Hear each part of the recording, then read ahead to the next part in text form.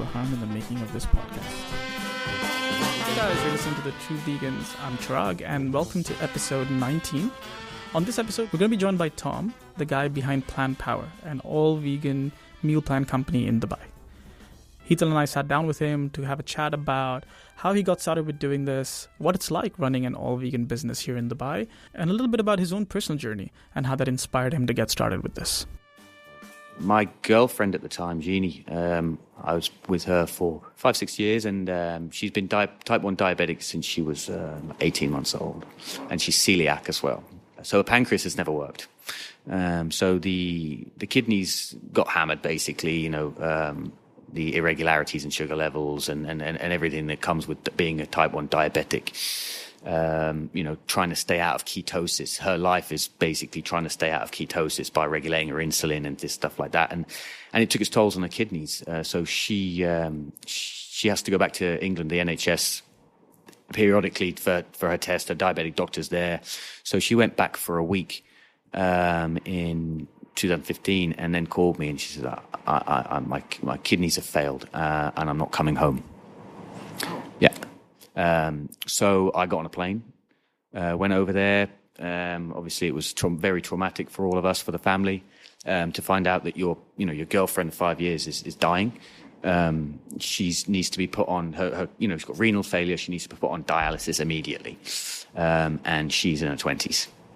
And it was in terms of the reporting, it was a bit sudden as well, right? I think she was just going for checkups. It was very sudden. We were in Phuket on holiday. And then we came home and everything's fine. And then she went, and then it was just out of the blue. So I went back and obviously, all family members said, look, you need a kidney. So, we all offered.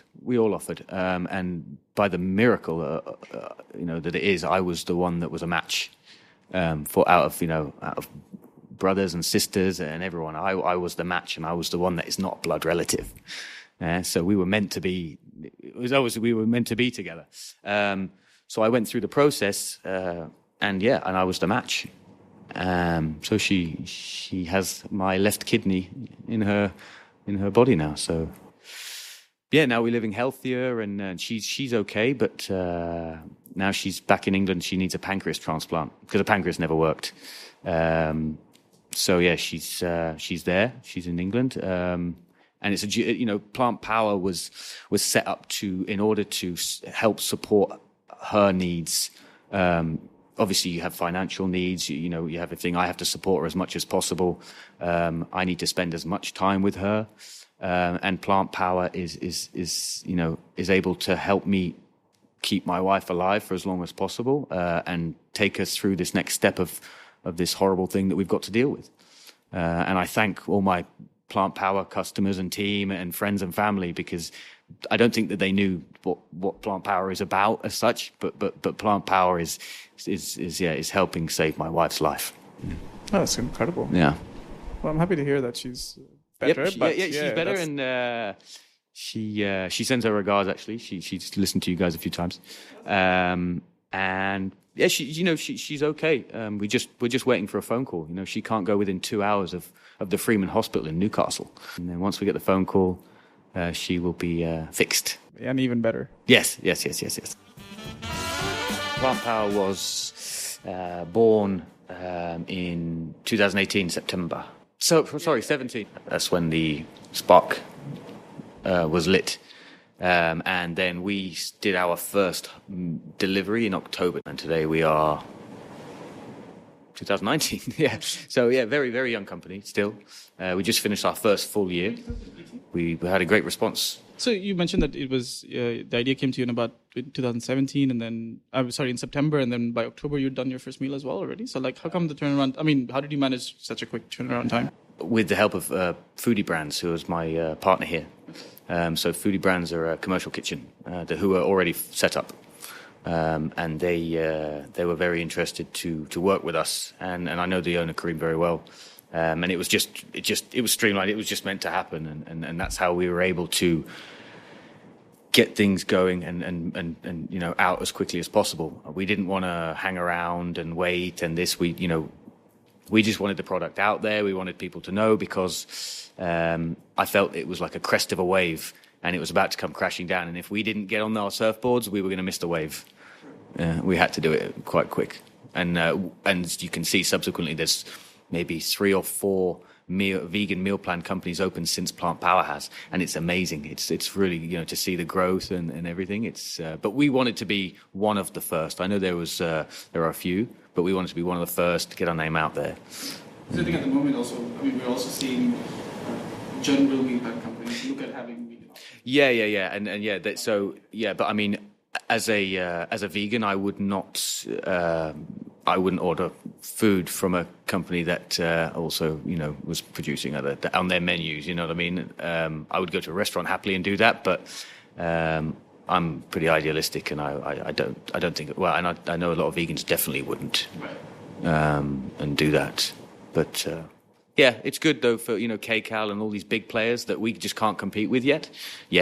For them to realize the importance of having plant-based items on their menu is incredible. Because if you told these people, like 5 years ago, you're going to have, they would have laughed at you. They really would have laughed, and they probably did laugh at me. But now they're accepting it, and everyone is, and it's not a trend, is it? It's here to stay. Yes. One of the things I think we are also trying to because we're still starting to see it's very early stages of, all-out vegan businesses, as we would say, like not just regular companies having certain lines of work, but we're actually looking at having, for example, a dedicated vegan restaurant or dedicated vegan, those kind of things. What's that experience been like for you? I mean, in terms of, I know because there's a trend, I'm sure people are coming to you and being like, oh, I want to explore this as a diet, but how's it like in terms of sustainability? So not just somebody coming and saying, I'll try it and then dropping off. Well, that's one of the struggles that we face. We just don't know, if tomorrow people could just turn around and say, we don't want to do this anymore. We don't want vegan. So we just have to, we like to highlight the positives about what a plant-based diet can do for someone rather than the negative effects of the usual carnivore diet that everyone has been on for most of their lives. We don't want to highlight their problems. They all know their problems. We just want to emphasize and promote the health benefits of eating a plant-based diet. And look, if people on my plan order one of my salads and then they fry up a bit of fish next to it and they put it on, go ahead. At least they're consuming more plant-based goodness. Do you get more plant-based people? Do you get meat eaters who come in and then decide that, okay, this food is not that bad and, why not make this transition? Like, tell us more about your customers. So, we have a wonderful mix from what we see. We have staunch vegans that just only want that. But, we do have carnivores coming over and a lot of them are vegan in the week. And then they'll take my 5-day plan. Per month it'll be 5 on, 2 off, 5 on, 2 off. So on the weekends they go about their usual business, and they go back to eating what they do. Barbecues and seafood and whatever, and that's great. But during the week they understand that they need to be healthy, and they take my food, which is lovely. We're promoting. That's the whole idea. For me, that's fantastic. I prefer if everyone was vegan because I don't agree with, killing animals and eating animals. But if I can make sure that these carnivores are eating plant-based food 5 days a week, we are winning. That's still lesser demand for animals. Exactly, yeah. Eventually, I think they get to see that we just don't eat, salads or grass, as they call it. Exactly, yeah. There's a lot of stuff that they eat that we can veganize very easily.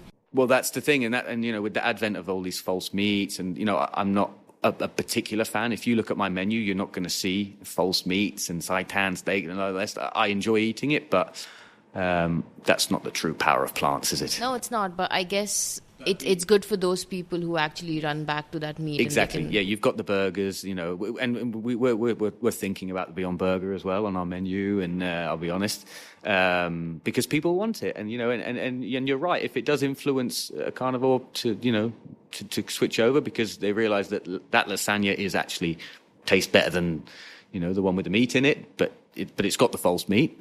You've got some lovely meatless minces these days. You're right, it does help us because the stuff is so tasty, and you've got KFC. They're going to trial their chickenless nuggets. That's a massive step. Burger King's Whopper. You've got Carl's Jr., which is Hardee's in this country. I mean, all you've got to look at, you've got the Super Bowl, right? Which is one of the biggest sporting things in the world. And one of the longest adverts was for a vegan burger.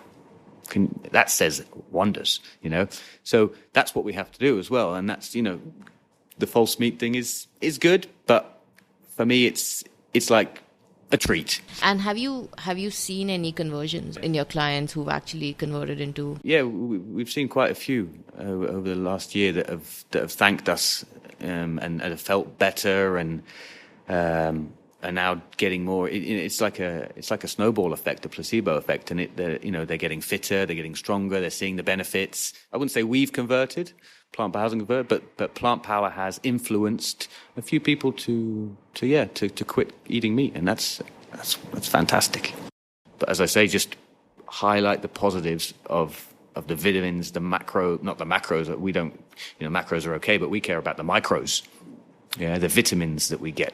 One of my coconut curries has got 200% of your vitamin A. In terms of actually putting these plans together, and I mean, you just gave it to me, right? You just said it's got 200% of the vitamins and stuff. Like, how much research goes into each one of these things? And I'm not just talking like food pairing and combinations, because I'm sure there's a lot of work that goes into that as well. But in terms of looking at the nutrition elements and all of that. What I like to do first is I'll come up with a dish and I'll just make sure it's tasty first. Yeah.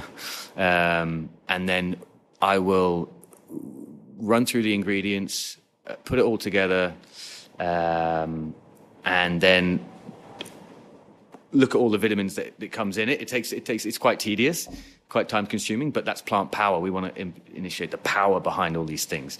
So then it's just me going through and all my ingredients, the yields, the numbers, the grams, and just picking out those and then seeing what I have. And I'm looking at those figures and numbers all the time. So I know I personally design the menu every week. No one does that because it's my menu. So every Sunday morning I'm curating menus, I'm looking at things and trying to not balance it out as such because we have choices on our menu. I don't think that people need to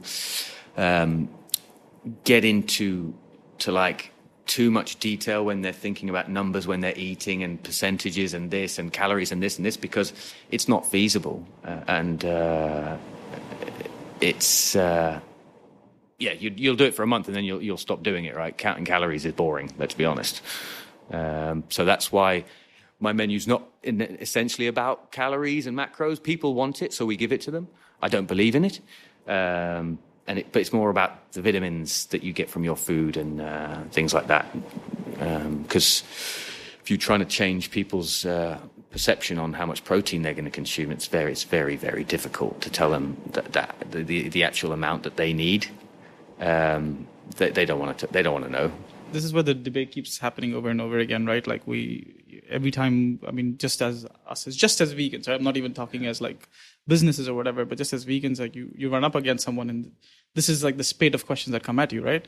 How can you possibly get enough nutrition? Are you getting enough? Last episode, we actually spoke to like vegan kids and like parents. And one of the things that kept coming out is the judgment that the mothers are getting because they're putting their kids on a vegan diet, and as well as like when the kid falls sick and then, somebody in the family goes around with like, the reason she's falling sick, she doesn't have enough immunity because she's not eating meat.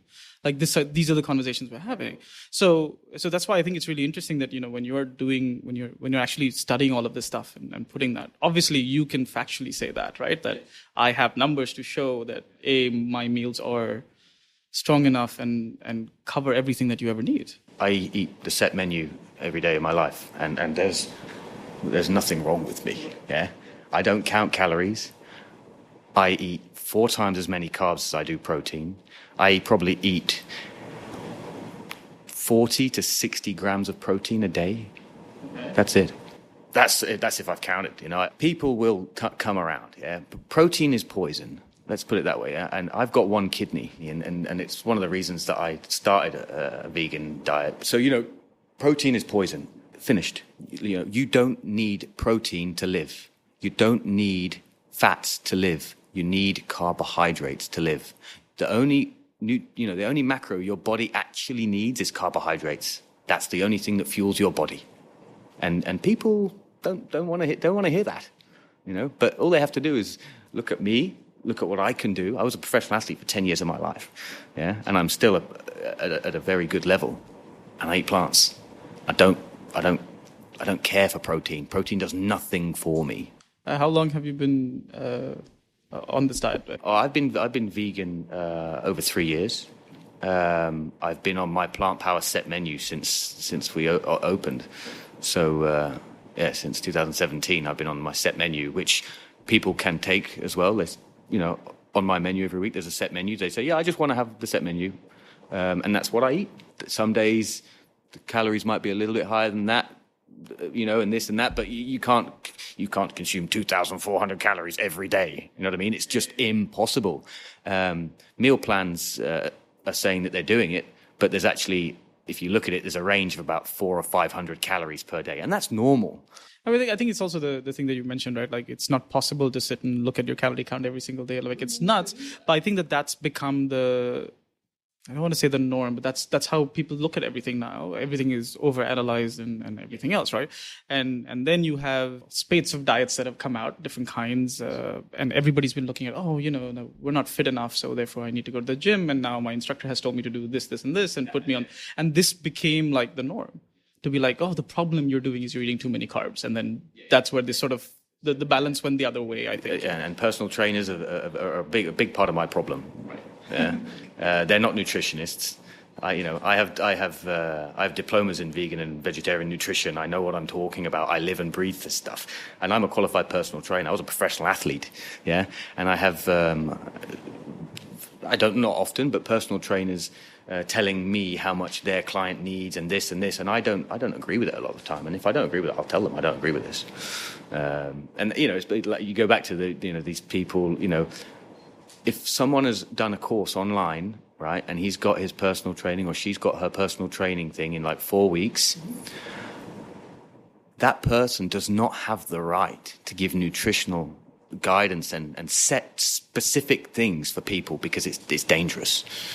It can be dangerous. Not giving them enough carbohydrates, is dangerous for people. A low carb diet is not sustainable for a long time. It's just not. It's a good way to lose weight, but hey, if I remove one major food group, any food group, you're going to lose weight. Yeah, of course. It's like low carb diet. It's not a low carb diet. It's just you're not eating as much.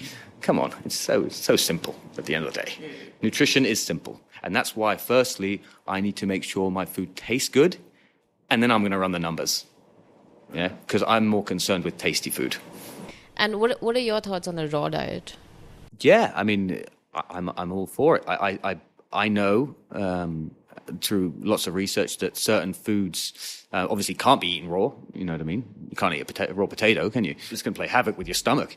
It's got its benefits. It has its place. I'm not a raw vegan, but some days I do eat raw. But there's certain properties and certain antioxidants, and there's certain micros that will only be released from food when it's cooked partially. Not burnt to a crisp or anything like that, but there's certain things that get released, enzymes and that your body needs that you wouldn't otherwise get on a raw vegan diet. I'm not dissing a raw vegan diet. I think it's good, but it has its place, and it's not something that should be done all the time.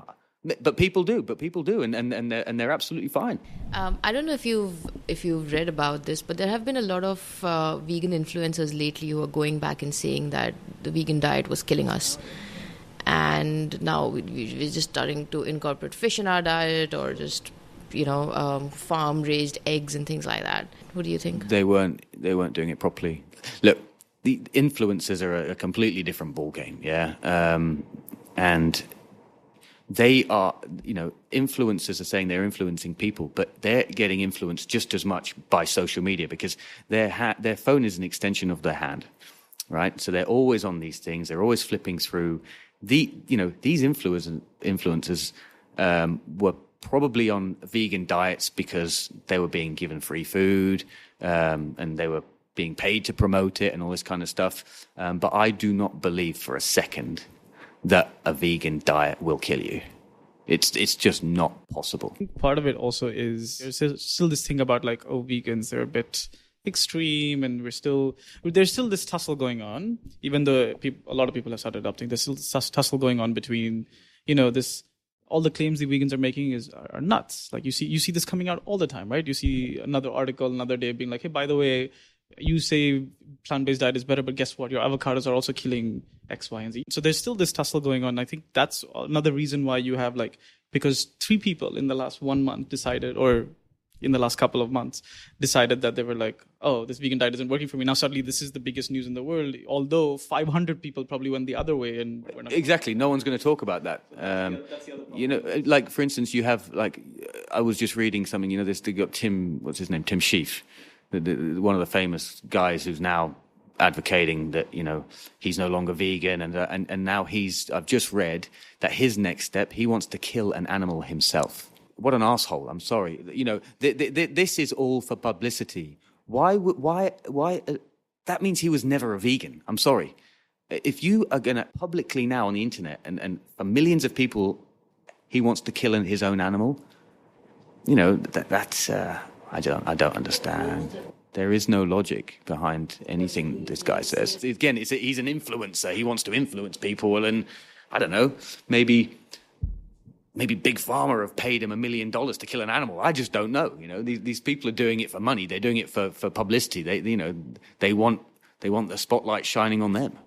Even though I don't like it, I know a lot of people who are very explicit about the fact that they love their meats, but they don't ever want to know how it got to their plate, or they don't ever want to see an eye or whatever, because for them that is okay. It's a different conversation. We'll have it with them, but at least you have people that at least understand. They know that somewhere subconsciously they're aware what they're doing is cruel and horrible. And they're like, I don't ever want to be anywhere near that. Just package it in little squares and give it to me so I never know what's going on, right?